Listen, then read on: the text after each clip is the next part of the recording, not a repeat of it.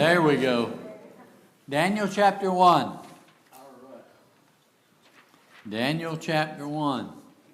We talked last week with introductory study. We talked about the fact that in 605 BC, Nebuchadnezzar came against Jerusalem and made Jerusalem a vassal to Babylon, and took some of the best of the young men captive to Babylon to train them to learn in how to serve the king in the king's court. The four of those men they took were Daniel, Hananiah, Azariah, and Mishael. We know them better as Shadrach, Meshach, and Abednego. I've always wondered why, and I don't have the answer to it. Daniel is referred throughout the book of Daniel by his Jewish name. He was given a Babylonian name too. His Babylonian name was Belteshazzar. He's referred to as Daniel throughout the rest of the book. The three Hebrew children are referred to by their Babylonian name. Why they did it differently, I just don't simply know. It may have just simply be with the fact that Daniel wrote the book. I don't know. But those four young men at least, there may have been more, but there were at least those four who were taken to serve in the Babylonian court. He starts verse 1. In the third year of the reign of Jehoiakim, king of Judah, Nebuchadnezzar, king of Babylon, came to Jerusalem and besieged it. And notice the end of verse 2. The Lord gave Jehoiakim, king of Judah, into his hand. Jerusalem was defeated in battle because God wanted them defeated. This was not a matter of Babylon's army being stronger or mighty, or Babylon's God being greater. This was a matter of God doing what God had promised he would do. Go way back to Isaiah, who prophesied 100 years before this. And God had been promising the children of Israel, if they didn't straighten up, they were going into captivity. He specifically mentioned the Babylonians to Isaiah. Jeremiah and Ezekiel talk about them as well, and so this should not have been a surprise. They took some of the vessels of the temple, took them to Babylon, put them in the king of their God, and they took these four young men and took them in Babylonian captivity and were training them. Babylon was probably the first conquering nation that did that. They would take the best of royalty, the best of the young men in those countries that they overtook, take the best of them, take them back to Babylon, train them in what they wanted them trained in, and they were made servants or advisors to the king. That was done for the purpose of trying to spread the influence of Babylon. If Egypt had been overtaken by Babylon, and they have a stake in individuals who are in Babylon, that might cause them to be a little bit more subservient to Babylon, because their brothers, their sisters, their relatives are serving in Babylon. And so Babylon was the first country that did it. It was not, however, the last. Medo-Persians did it. The Greeks did it as well. I don't believe the Romans did, but at least those three empires did. In this year 605, when this took place, there were actually three events that happened in that same year. First event was the Babylonian army defeated the Assyrians and the Egyptians at Carchemish, which made Babylon the supreme power in that part of the world. But a few years before that, Babylon and Assyria were fighting for dominance. Babylon eventually won that battle. Also in 605, Nabal-Palassi, who was Nebuchadnezzar's father, died. And Nebuchadnezzar became the king of the country of Babylon in 605. The third thing that happened was Nebuchadnezzar's army came up against Jerusalem and took part of them captive. So he had all three of those things happen in the same year. Now, what order they happened in, we don't really know. Jerusalem was taken captive because God gave them to them. Notice, I find something interesting. The Lord gave Jehoiakim, king of Judah, in his hand with the vessels of the house of God, and he brought them in the land of Shinar to the house of his God, and placed the vessels in the treasury of his God. Where it says he brought them, some of them with the house, some of the vessels of the house of God, the Hebrew has the definitive article there. Hebrew says house of the God. Continuous throughout the book of Daniel, there is a comparison drawn between Jehovah and idol gods. And that's one of it. And the Hebrew actually says house of the God, indicating a belief in one universal God. He brought them to the land of Shinar. Shinar was another name for Babylon. And he placed them in the house of his God, the main God of the Babylonians, even though they served about 15 or 20, I think. The main God of the Babylonians was Marduk. And so we talked about the house of his God. He's talking about the temple that had been erected for Marduk. Roger, Yes. one thing I'd like to point out, which says God gave him over. Israel was rarely ever on their own militarily No. mighty enough to withstand their enemies anywhere in their history. God fought for them. We have all kinds of stories where Gideon comes to mind, where God wanted to deliver Israel with just a few people to remind them that he was delivering them. Yeah. He protected them. He put them in the land. He made that happen. They were not strong enough to come out of Egypt on their own. They were not strong enough to conquer Canaan on their own. I mean, they had battles and they fought, but God fought for them. Yeah.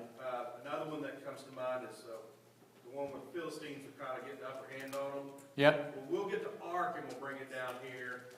Well, God let them lose that battle too, because he didn't want to fight for them at that time. Yeah. When he wanted to fight for them, they were succeeded. When he didn't, they were conquered. I think about 2 points when I think about that. The first one is when the children of Israel first came out of Egyptian bondage, there were 1.5 to 2 billion people strong. They had about 700,000 men of fighting age. But you also have to consider the fact they were going into the land of Canaan, which were armies that they'd been fighting each other for years. These were trained soldiers. They were not some militia they picked off the side of the street. The nations that were in Israel were trained to fight. That's what they were trained for. The Israelites were not trained as an army. They didn't have no weapons either. They were a captive nation. They were a captive people in Egypt. When they came to fight all those battles that they fought in the wilderness, and when they got in the land of Canaan, they won not because they were a superior military force. They won because God fought for them. You think about Gideon with 300 men. The Israelites never. I don't think you can count one battle the Israelites won because of their military mind, or even because of their military strategy. They won because God fought for them. If they had continued faithful to God, God would have continued to fight for them.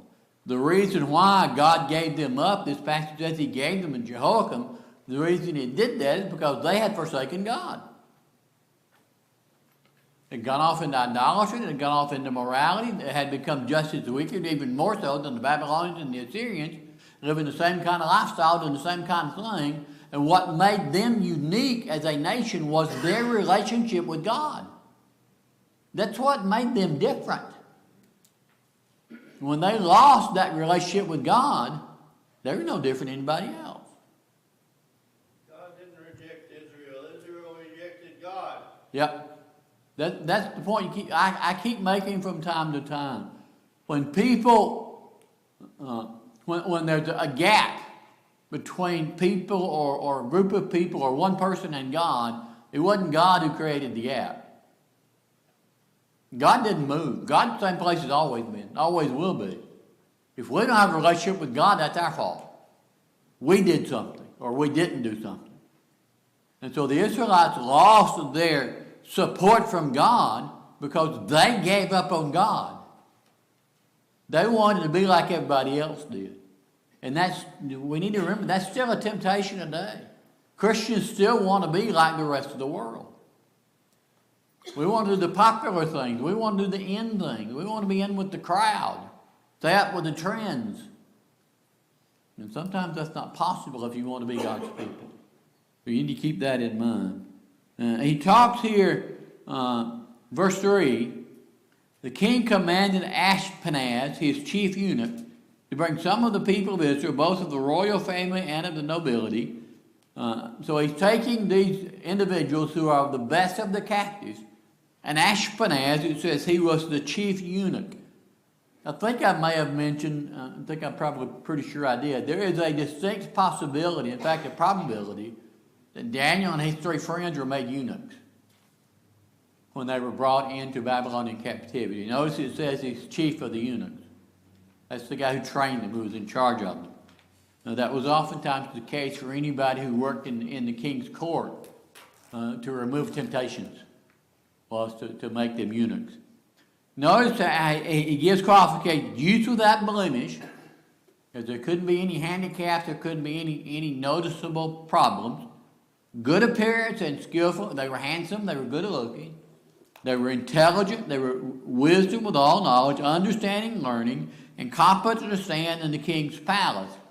You had to be the best of the best to serve in the king's palace.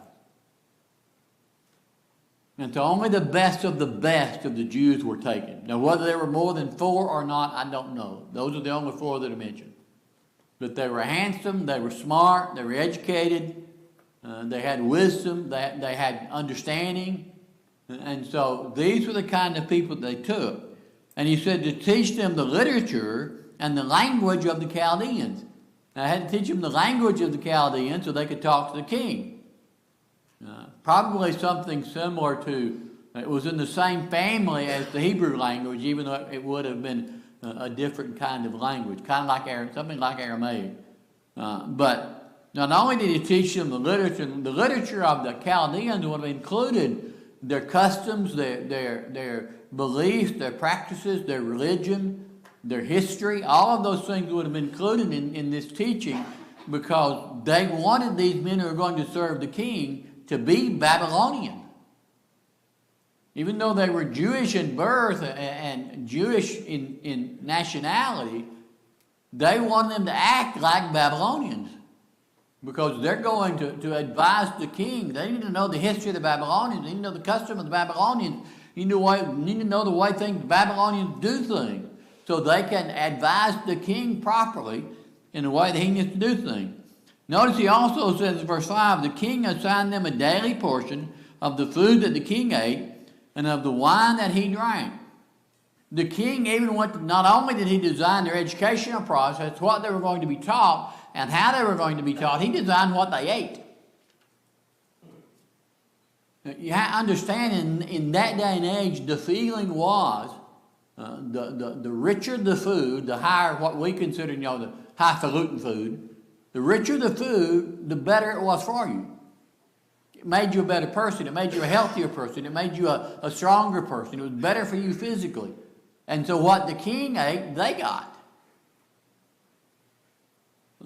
Among these were Daniel, Hananiah, and Mishael, and Azariah, of the chief of the eunuchs, and eunuchs gave them names. Daniel he called Belteshazzar, Hananiah he called Shadrach, Mishael he called Meshach, Azariah he called Abednego. Now there's a reason for this. He didn't just change their names to be just changing their names. Changed their names for a reason.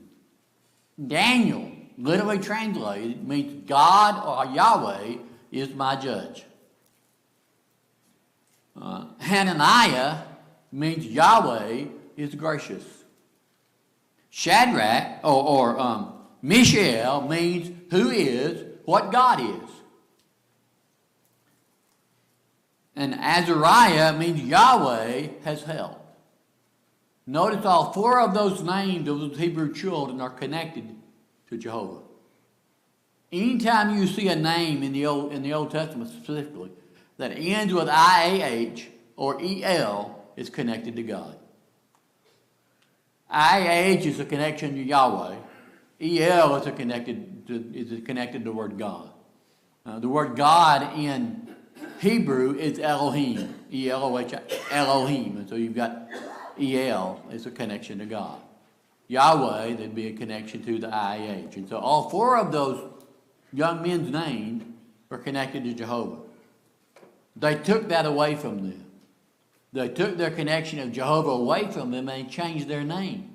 They changed Daniel's name to Belteshazzar. Belteshazzar means Bel, who is one of their main gods, protects my life.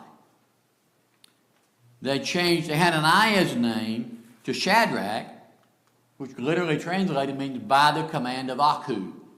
Aku was their moon god. Mishael, his name was changed to Meshach, which means who is what Aku is. Now notice his Jewish name meant who is what God is. And so they changed that to who is what Aku is. And then Azariah's name was changed to Abednego, which literally translated means serving Nebo. Nebo was Marduk's son. So they took these young Jewish men with Jewish names and they gave them Babylonian names. That wasn't by accident.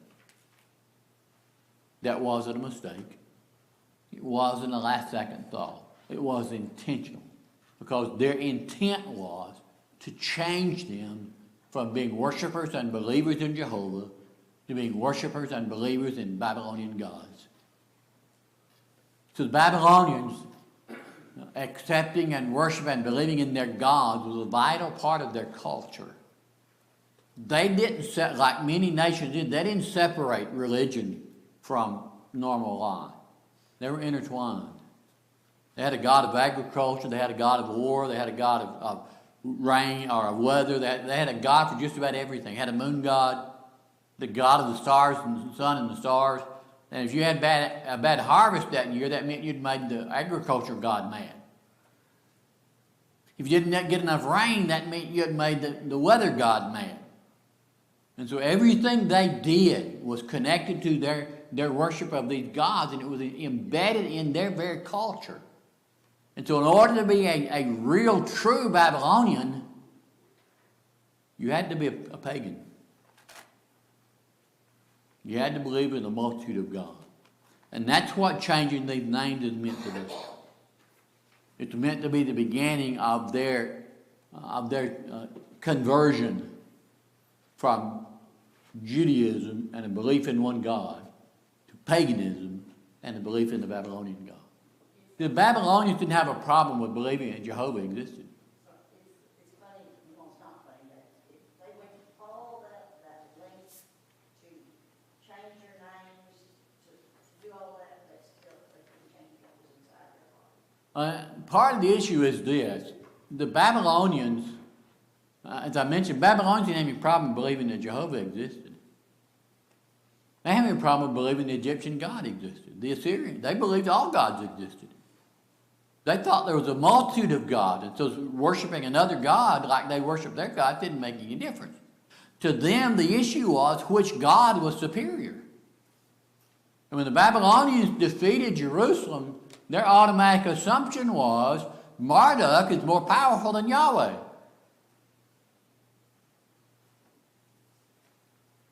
And so if we're going to be the great nation that we want to be, we got to make all these people worship Marduk, because Marduk's greater than that God, because we beat him in battle. They connected everything to their worship of gods. And so they tried to change everything about them. And so he changed all their names. In verse 8, this is getting into what I consider to be the main lesson of chapter 1. Verse 8, Daniel resolved he would not defile himself with the king's food or with the wine that he drank. How could he defile himself?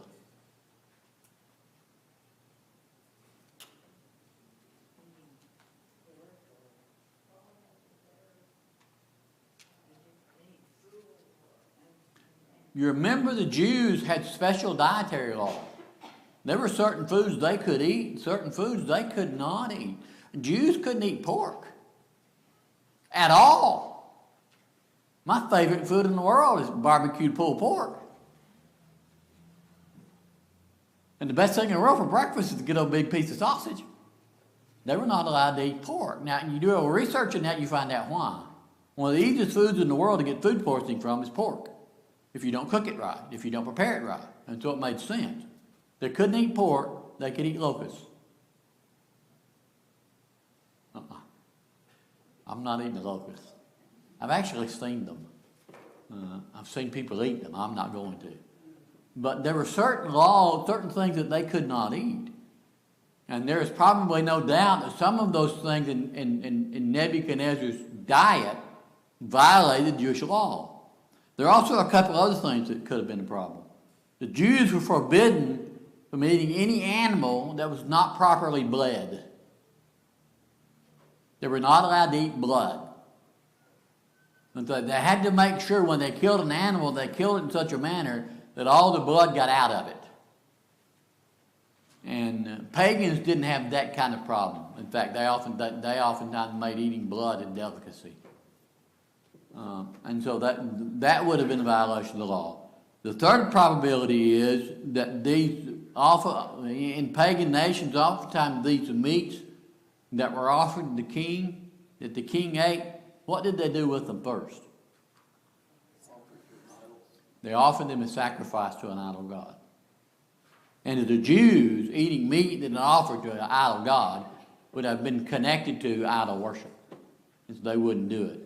You turn to the New Testament, Romans chapter 13, or Romans chapter 14, 1 Corinthians chapter 8, Paul deals with that issue. Yeah, if you eat meat that has been offered to them, they connect that meat to that offering. And so that they think that by eating that meat, you're participating in that idol worship. The fourth possibility is, and we don't understand this very much because we don't put as much emphasis on it as they did. Eating a meal was considered to be entering into a covenant or an agreement with the person you were eating with. And so there were some Jews who thought if they ate Nebuchadnezzar's food, they were entering into a covenant or an agreement with Nebuchadnezzar. And the only person they wanted to be in a covenant with was God. And so they would refuse for that reason. Now, there are at least those four reasons. I have a feeling that the first one probably topped the list. There were some things in that food that they just could not eat because it was a violation of the law of Moses. Back in Leviticus, God told them the food that they could eat and the food that they couldn't eat. And there's an extensive list there. So they were not allowed to eat those things. I find verse 9 very interesting. God gave Daniel favor and compassion in the sight of the chief of the eunuchs. How God did that, I don't have the slightest idea. But he did. God intervened here. The reason Daniel was able to do what Daniel was able to do is because God was involved in it. And chief of the eunuchs said to Daniel, I fear my lord the king who assigned your food and drink. For why should he see you that you are in worse condition than the youths who are of your own age, so you would endanger my head with the king? Daniel went to the chief of the eunuchs and said, I can't eat this. It's a violation of my law. It's a violation of my conscience. Give me something else. And the chief of the eunuchs' response was, I can't do that. This diet has been set aside by the king. And if you don't eat it, and you end up in worse physical condition than these other people over here, he's going to have my head. I'll be dead. Because he assigned this diet. He said, I just can't do that. So then Daniel said to the steward, whom the chief of the eunuchs had assigned, there was the chief eunuch who was Ashpenaz, who was over the whole program. And then when there would have been stewards who were over certain groups. And the steward who was over Daniel's group, Daniel went to. And he said in verse 12, test your servants for 10 days. Let us be given vegetables to eat and water to drink. Then let our appearance and the appearance of the youths who eat the king's food be observed by you, and deal with your servants according to what you see. Daniel just simply says, let me try it. Let me try it. Give me vegetables, and give the four of us, give us vegetables and water, and then check us in 10 days. And see if we look as good as those. Now, I believe it or not, I've actually heard somebody use these verses to say that we all ought to be vegetarians. That's not what this is about. And if you read the whole story, you'll find it specifically says God was involved in this. So he said, test us for 10. At the end of 10 days, it was seen that they were better in appearance and fatter in flesh, and all the youths who ate the king's food. Now, not only were they not in worse condition, they were in better condition.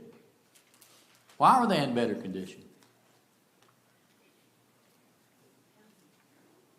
I can answer with one word. God. God did that. How he did it, how he went about doing it, I don't have any idea. But I know from the very fiber of my being that they were in better condition because of God. So the steward took away their food and the wine they were to drink and gave them vegetables. Now what the issue was with the wine, I'm not sure. Unless it had been grown improperly. Maybe it had been fertilized with something that was not acceptable for them. I just don't know. I understand why the food was not. I don't know about the wine. Jews drank wine. I don't know what the difference was. But there were certain. They gave them water and vegetables, and they ended up being in better shape than the other ones were, who were eating all this big fancy food. Of course, our science and our nutrition has evolved greatly. We've come to find out some of that fancy food's not so good for us anyway, especially if you eat it in the quantities they ate it in. Moderation. They didn't know what moderation was. Yes.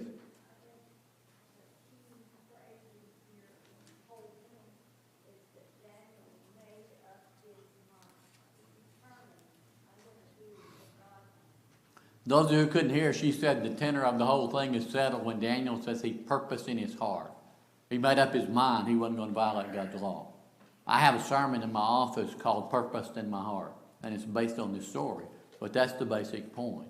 If you wait till you're in the middle of a situation to determine whether you're going to do right or wrong, 9 times out of 10 you're going to do wrong.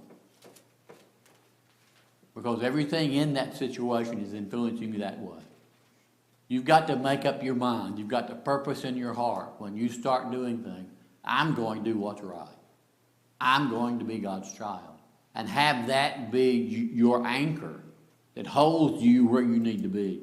Daniel didn't wait till he was faced with this and made a decision in a moment. Daniel made I'm not going to do this. And that's what all of us, I'm not going to do this. I'm not going to live like the world. And so that is a vitally important point. In verse 17, as for these youths, God gave them learning and skill in all literature and wisdom, and Daniel had understanding in all visions and dreams. You need to remember that. Daniel and visions and dreams, because the rest of the book of Daniel, that's going to become very important. There are a lot of things in Daniel about visions and dreams. End of the time when the king commanded they should be brought in. Now you remember back when it started, it said this was supposed to last 3 years. The training was to last 3 years. And at the end of the 3 years, all of them were brought in. The chief of the eunuchs brought them in before Nebuchadnezzar. Now he brought the 4 Hebrews. He also brought, there had been people of other nations who had been trained with Daniel and Hananiah, Azariah, and Mishael. It wasn't just those 4, it was a whole group of them. And so all of them were brought in at the same time. And the king kind of interviewed them. He spoke to them, he looked at them, he inspected them, he checked them out to see if they really met his standards. The king spoke with them, and among all of them, none was found like Daniel, Hananiah, Mishael, and Azariah. Therefore, they stood before the king. And in every manner of wisdom and understanding about which the king inquired of them, he found them 10 times better than all the magicians and enchanters that were in all his kingdom. And Daniel was there until the 1st year of King Cyrus. And when he talks about the advisors of the king being magicians and enchanters, you have to remember pagans got their consent, their advice, what we consider to be witches' spells or magic tricks or those kind of things that the advisors would claim gave answers from, they claimed their answers were coming from the king. If you remember, go back to Exodus when the children of Israel, when Moses first went before Pharaoh, when he threw his rod on the ground, it became a snake. What did the Egyptian advisors do? They threw their rods on the ground, they became snakes too. I'm convinced that was a magic trick. I don't know how, but I don't know how David Copperfield made the Statue of Liberty disappear either, but I watched it. I don't know how any of that stuff was done. I don't have any interest in finding out, but there were things they could do that a normal person didn't understand. And so they were considered to be access to their kings. These magicians and enchanters and advisors and all these people, the people thought they had powers that nobody else had. Now the question is, were those advisors fooled? Did they think they had the power? Or did they know that they were playing tricks on people? I think there were probably some of both. I didn't know that my dad did. Knew someone who was a faith healer who worked in healing crusades, who actually, he firmly believed he was healing people. Now the people that were working around him knew better, and they were using him. But he really thought he was healing people. So there are people who do those kind of things who really think. There are people who read horoscopes who really believe in the power of a horoscope. Now they're dead wrong. There are people who think they talk to dead people. They're dead wrong. But there are people who are firmly convinced that those things actually exist. And so they think they're doing that, even though they may not be. They stood before the king. They were 10 times better than the magicians and enchanters. Verse 21, Daniel was there until the first year of King Cyrus. Now, think about the fact Daniel was probably taken captive in 605. Cyrus became king in about 538 to 536. That's almost 70 years. In fact, considering when those things actually occurred, it may have been 70 years. And there is a place in the book of Daniel where it's recorded Daniel had a vision in the 3rd year of King Cyrus. Which means Daniel was a prophet for at least 70 or 71 years. And the probability is he was about 14 or 15 years old when he was taken captive. Which means when his prophecy ended, he was somewhere around 85 to 86 years old. Now the book of Daniel doesn't record Daniel's death. I don't know how old he was when he died. I don't have any idea. But the last record we have of him is the 3rd year of King Cyrus, which puts it in about 535, which would make exactly 70 years. 71, some 72, somewhere in that time frame. We can't be dogmatic about these years because when Daniel lived, somebody didn't sit down and write, this is 605 BC. They didn't know what BC meant. All these BC years came after Christ was born, and they went backwards. And so they may not have been totally accurate because the historical records back in those days weren't, a lot of times weren't highly dependable as far as date when year was concerned. They would date things by, say a king became king, they'd say in the 10th year of such a king's reign. In order to get the physical date of that, you've got to figure out what year the king started reigning. And sometimes that's an educated guess. In fact, most of the time, that's an educated guess. Does anyone have a question or comment on anything in Daniel chapter 1? This is the first example of Daniel being a great example for you and I today, especially in the world that we live in. We are being more inundated every day with things that entice us and try to persuade us to get away from God's Word, to eat the king's food, as the saying would go. And we, like Daniel, have to purpose in our heart, I'm not going to do that. I'm going to be God's child. I'm going to live the way God wants me to live. And the world can go the way the world wants to go. One thing I find interesting, and I'll probably point this out a couple more times, Daniel did not rebel against the authority of the king. He did not go to the chief of the eunuchs. He did not go to the king and pitch a big fit. and throw a big hoolah over the fact that he couldn't, that was a violation of the law. He had to be submissive to the king of Babylon. Had to be. God teaches that. We are to be submissive to the governments that rule over us, unless it violates God's law. Now, in this instance with Daniel, it violated God's law. What did Daniel do? He went to the guy who was over him and said, let me try something different. And that's what happened. He tried something different and it worked. You also have to remember, and this I think is an important point to make, Babylon was not a democracy. The only person who had a vote in Babylon was Nebuchadnezzar. He was an absolute dictator with all the power within him. And so there wasn't any such thing as appealing to Congress or getting the law changed or trying to get a new person voted in, which we all have the opportunity to do. It was you submit to the emperor. Question or comment? I'm done. We'll pick up with chapter 2 next Sunday morning.